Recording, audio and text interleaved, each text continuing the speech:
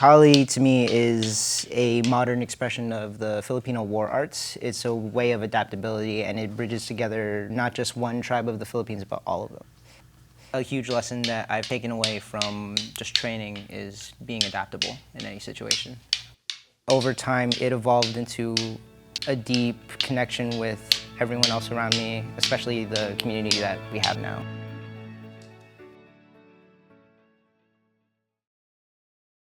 Hello everyone, and welcome to another episode of PADNET TV.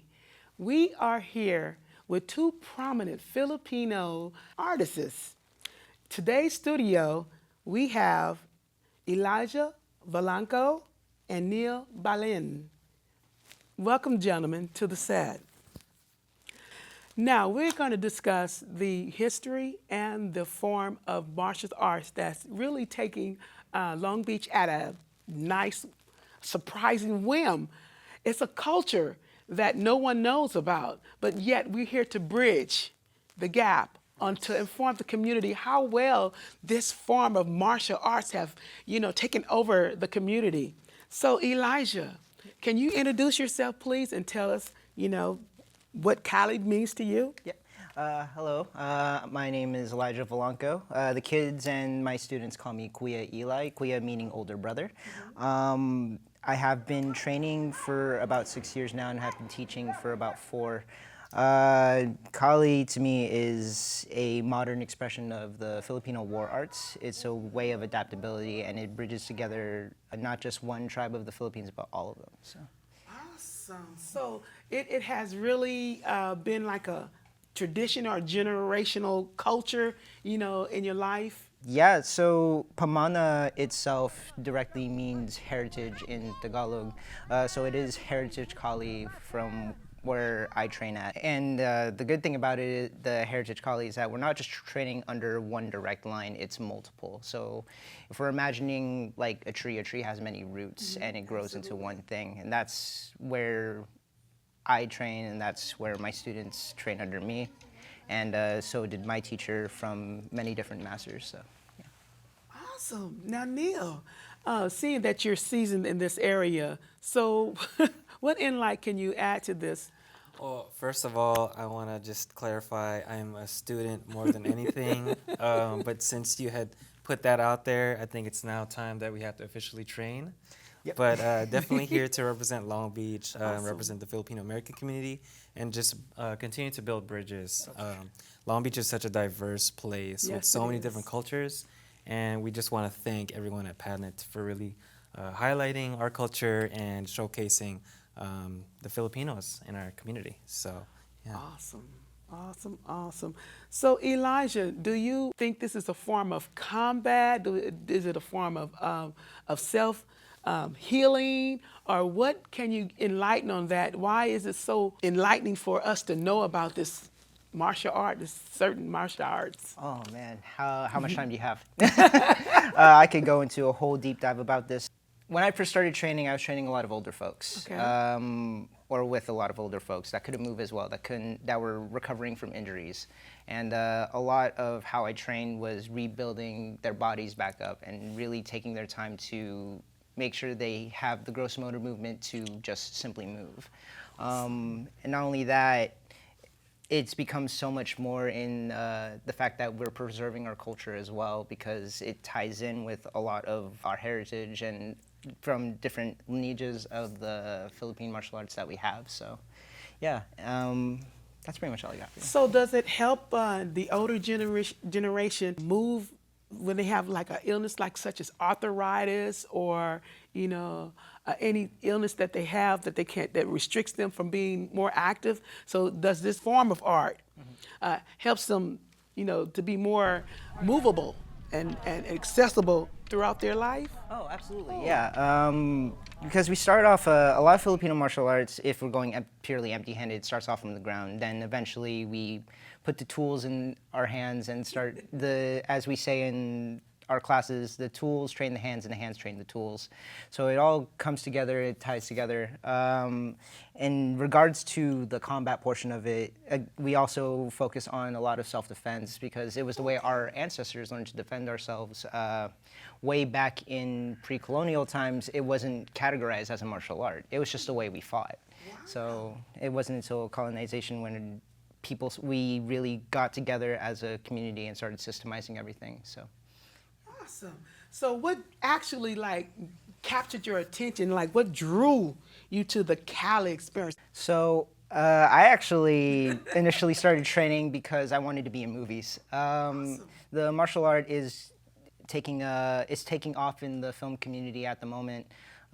Two of my instructors have gotten off of things like Star Wars and Dune and a lot of sci-fi stuff, really. And I wanted to train in it because A, it's Filipino, that's my heritage. It's where my ancestors came from to bring me here.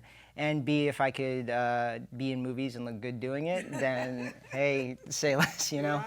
So that's what initially drew me in, but over time it evolved into a deep connection with everyone else around me, especially the community that we have now, so, yeah. Awesome. Okay, Nella, do you have anything that you would like to share about the briefing and the history of this predominant, beautiful martial art? I mean, first of all, again, thank you for, in essence, leading the way, especially in our local Long Beach, South Bay community for not only preserving the art form, but really passing it to the next generation. I think one of my questions is, or just something to reflect on, is like how important is it for you, for us Filipino Americans, to connect to our culture, whether it's through martial arts, whether it's through literature, music. Why is this important? And yeah, if you can share your experience on it. Oh, that's a really good question. For me, it's just a part of our identity. It's who we are, you know. Absolutely. Our identity comes from many lines of people just over generations, even back to pre-recorded history. To connect with that on such a deep level, like there's so many Filipino things that the community just kind of generally understands, you know, like certain jokes and the fact that we all love food, karaoke, yeah, and the fact that we are able to preserve that, not just through the martial art, but through the music, through food, through all of our storytelling. It's all just, it's so important to learn because it's a part of who we are. It's a part of how we can into the future. Storytelling? Absolutely. Are you storytelling when you're training? Oh yeah, absolutely. Because my lineage in particular, or at least the lineage that I initially learned from, was from Guru Dan Inosanto. In his lineage, Guru Dan was a Filipino American that grew up in California. At least that's the best to my knowledge. But he trained with people like Bruce Lee and various other martial artists, and then he ended up teaching my guru, Guru Alvin, and my other guru, Guru Anole Mafu, the martial art as well. So. Is there a particular difference? We might be going in deep into the history, but I'm curious. I'm familiar with Arnis. I'm familiar with Eskrima to a certain extent. Is there a difference between Kali and these other art forms that are from the Philippines? To my best understanding, because to your point, I'm always a student. The kids, again, and my students call me Kuya. I am a teacher of the martial art, but just as much as I am still learning under all of this, because Kali is such a blanket term, as is Eskrima and Arnis, for every martial art that there is under the Philippines, right? Because it's not just Kali, it's Silat, as you know. But the key difference between Eskrima, Arnis, and Kali, it's strictly region/family from where you're from. Because to my best understanding, Eskrima is the fencing, it's a lot of the sword fighting and stuff like that. Arnis is the sport, so you'll see in the Philippines them whacking each other with wooden sticks. Competitive. Oh yeah, okay. Absolutely. It's definitely a lot more competitive. I've seen clips and I've been a part of them. They're fun, you It's get intense. injured they're very intense, and then with Kali, that's more of an Americanized term. So when we transferred over here, someone called it Kali in relation to the goddess of death in Indian / Hindu mythology. So, Wow. yeah. Whoa. That's powerful. Oh yeah. Yeah. And Elijah, I would like to ask you, what lessons can you carry on in the daily life to inspire someone else? Lessons that I can carry on to inspire someone else to take this art. A huge thing that I found with this martial art, and this goes for a lot of the community as well, is that we're people of adaptability. Awesome. We are consistently adapting to the times. We're learning new things as we go along the way, and that's a huge part of how I train as well, is that I'm always constantly learning new things. Again, that ties in with me still being a student as well as a teacher. But a huge lesson that I've taken away from just training is being adaptable in any situation. Awesome. Do you find today's training different from the ancestor Kali instructors? Yes, absolutely. You know, it's different times from way back when. Like, we were at war at one point. We had to fight off colonization. To kind of go back a little bit, our ancestors, again, this martial art was not systemized as a martial art pre-colonial times. It was just our way of fighting. And once colonization kicked in, we had to learn how to fight without our usual weapons like our swords or our knives or anything. So we ended up picking up sticks and disguising it as Philippine dance. We trained for war. So in spiritual festivities, so when someone looks at it from the outside, you portray it or you demonstrate it as dancing, or when the performers demonstrate it as being combative, you know? A mix of both. Okay. We're in a very good time right now where everything is shared. But our ancestors back then had to disguise it as Philippine dance. So again, as I said before, we picked up the sticks, we started going, and it was very rhythmic. It ties in a lot with music as we train on. Can you share with us a memorable moment that you had as a student that really, enlightening and in depth in your spirit that you can share with our community as an everyday passage that we can take with us? And after that, we're going to go and see what beautiful swords that you have. So share with us the memorable moment that you had. So, believe it or not, when I started teaching here in Long Beach, it wasn't as successful at first. We really had to start from the ground up. Alvin came in one day. I had just applied for school, by the way, here, and I got in, thankfully. Awesome. Class of 2025 over here. Anyway, yeah, that was recent. And he comes up to me way back in 2022 and says, "Hey, I need you. Do you think you'd be able to handle teaching a part of our school in Long Beach?" And I said yes, knowing what challenges were ahead. I did not know anyone out here except for my friend Nicolo. He and I together built up the program, and at one point, it got dire. Like, it was, our school was not doing so great out here in Long Beach. Okay. I only had maybe like a handful of students, and there weren't even adult students yet. It was just kids. So. Train them young. Oh, exactly. There was at one point where we thought we had to shut down the program. This was back in 2020, early 2024.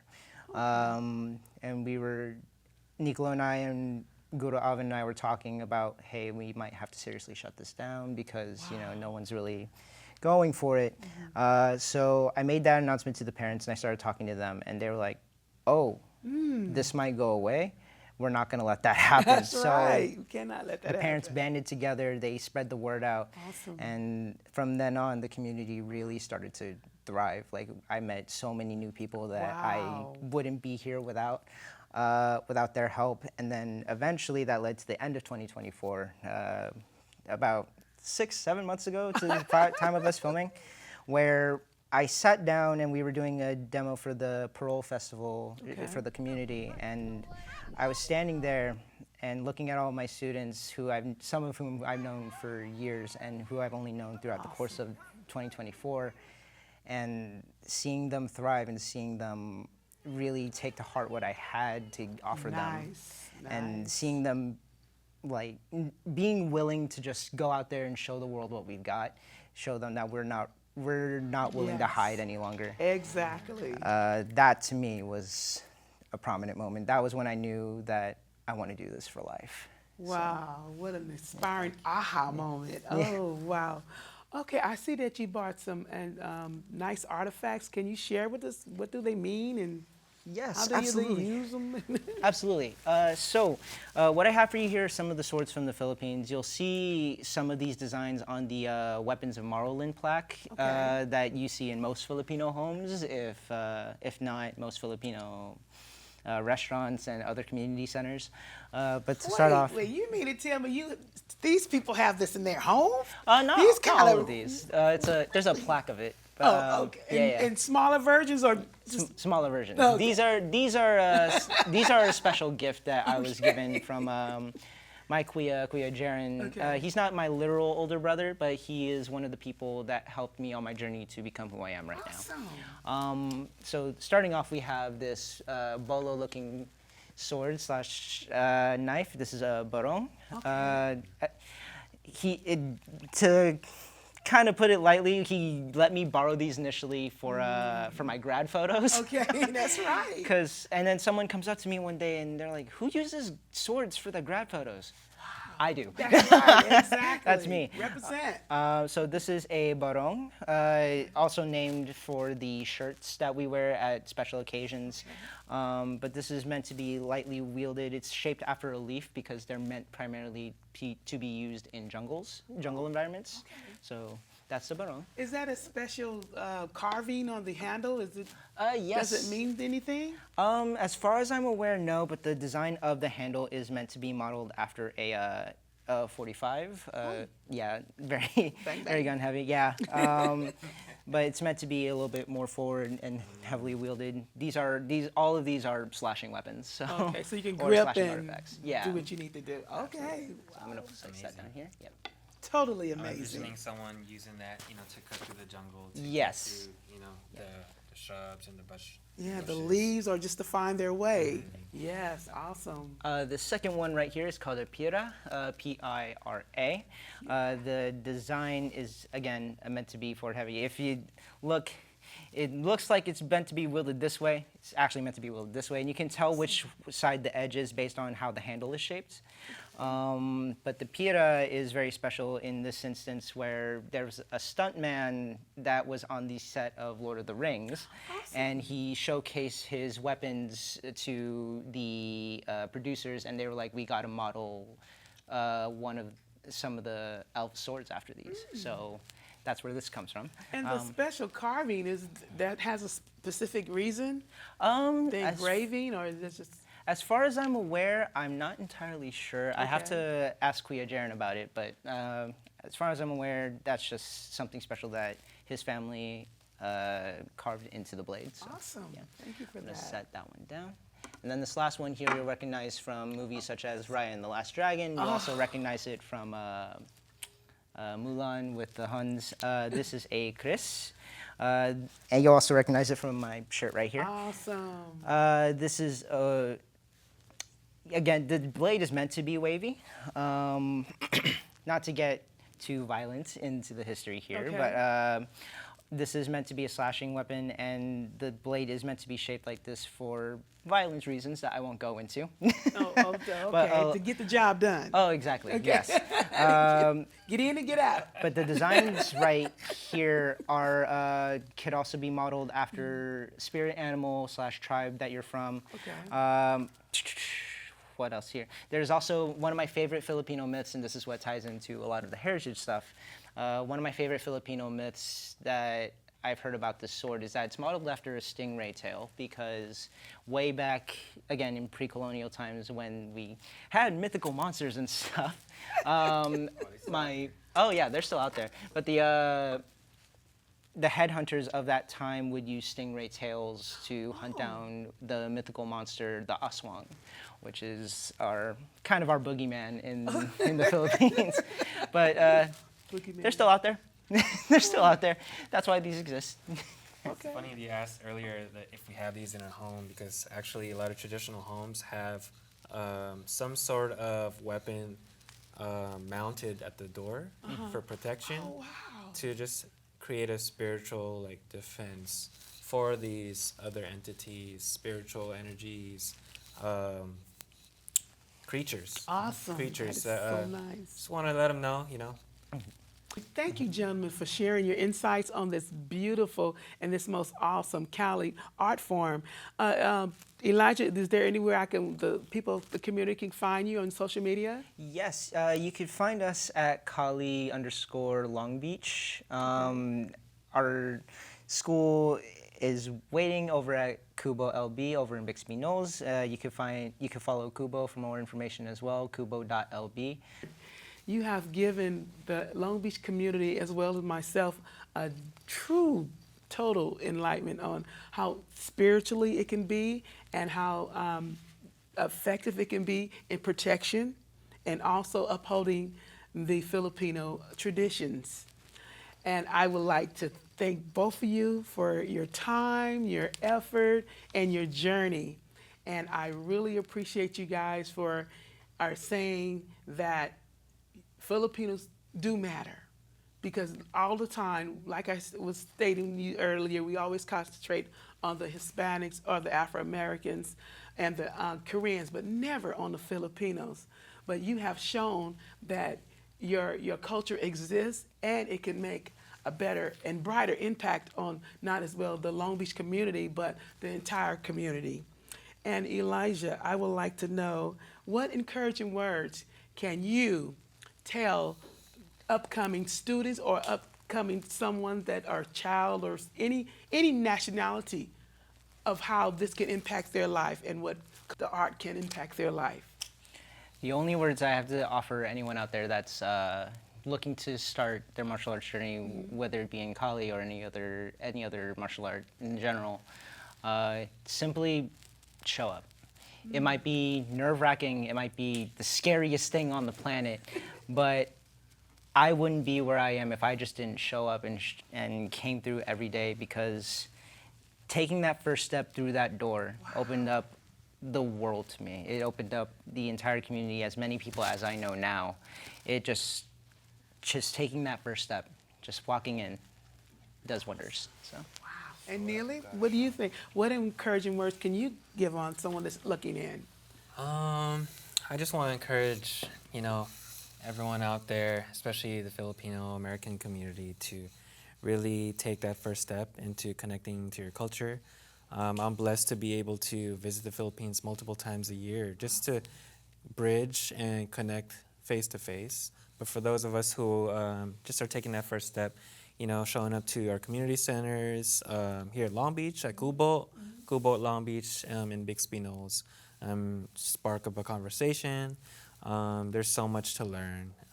And yes, thank you, Patricia. Thank you, PADNET, for seeing us, for welcoming us here. Yeah, there's so much more to share. So we look forward to continuing the conversations with everybody. Awesome.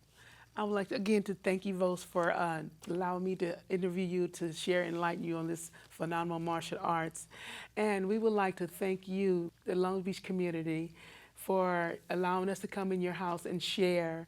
And also tune in on PADNET TV, PADNET Presents. And I am your host, Patricia Willis, your PADNET anchor woman. Thank you.